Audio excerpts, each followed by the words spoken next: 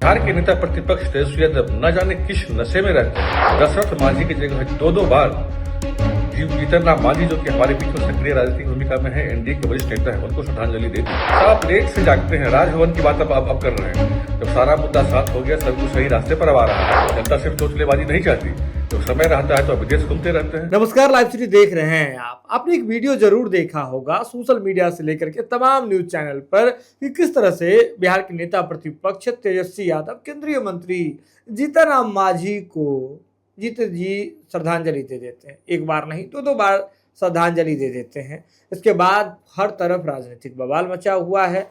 खुद जीतन राम मांझी सामने आए और कहे कि रात वाला लगता है नहीं उतरा था। अब समझ लीजिए क्या कहना चाह रहे थे जीतन राम मांझी, और तभी मुझे जीते जी श्रद्धांजलि दे दिया। इसके बाद जीतन राम मांझी यह भी कह रहे थे कि हो सकता है ये लालू यादव और राबड़ी देवी जी को भी श्रद्धांजलि दे दे। अब इस पूरे प्रकरण में बीजेपी सामने आई है। बीजेपी की ओर से प्रवक्ता नीरज कुमार सामने आए हैं। उन्होंने तेजस्वी यादव को आड़े हाथ लिया है।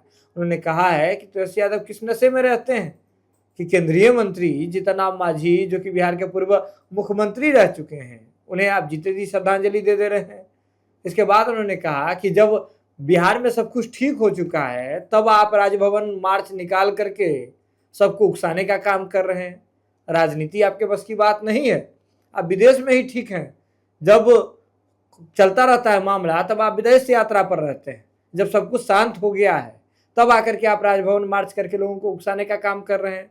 देखिए क्या कुछ कह रहे हैं बीजेपी के प्रवक्ता नीरज कुमार। बिहार के नेता प्रतिपक्ष तेजस्वी यादव न जाने किस नशे में रहते हैं, किस तरह से उन्होंने दशरथ मांझी की जगह दो बार जीतन राम मांझी, जो कि हमारे बीच में सक्रिय राजनीतिक भूमिका में है, एनडीए के वरिष्ठ नेता है, उनको श्रद्धांजलि दे दी।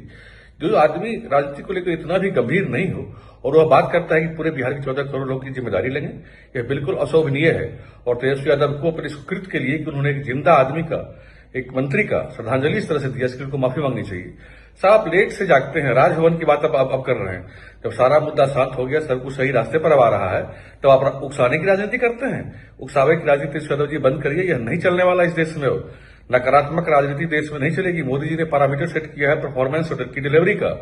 उस तरह की राजनीति करी जनता वो चाहती है। जनता सिर्फ चोचलेबाजी नहीं चाहती। जब समय रहता है तो विदेश घूमते रहते हैं, और जब आलस से नींद टूटती है तो कहते हैं कि राजभवन मार्च करेंगे। अरे आप विदेश घूमिए, वही आपके लिए ठीक है। तो वीडियो देख लिया आपने। आपको बता दें कि बीजेपी के प्रवक्ता नीरज कुमार साफ तेजस्वी यादव पर हमलावर थे। तेजस्वी यादव को सीधे तौर पर उन्होंने निशाना बनाया है और कहा है, तेजस्वी यादव जी आप किस नशे में रहते हैं कि केंद्रीय मंत्री जीतन राम मांझी, जो सशरीर उपस्थित हैं, जीवित हैं और मंत्रालय का काम कर रहे हैं, उन्हें आप श्रद्धांजलि दे देते हैं। और जब पूरे बिहार में सब कुछ ठीक चल रहा है, सब कुछ शांत हो चुका है, हर मुद्दा दब चुका है, सॉल्यूशन हो चुका है, और ऐसे में अब आप सबको उकसाने में लगे हुए हैं राजभवन मार्च करके। क्या कुछ कह रहे थे बीजेपी के प्रवक्ता, आपने सुना है। यह खबर आप लाइव सीरीज के यूट्यूब प्लेटफॉर्म पर देख रहे हैं तो आप सब्सक्राइब कर लें, फेसबुक पर देख रहे हैं तो फॉलो कर लें। जुड़ रहे हैं लाइव सीरीज के साथ। लाइव सीरीज पर खबरों का सिलसिला लगातार जारी है।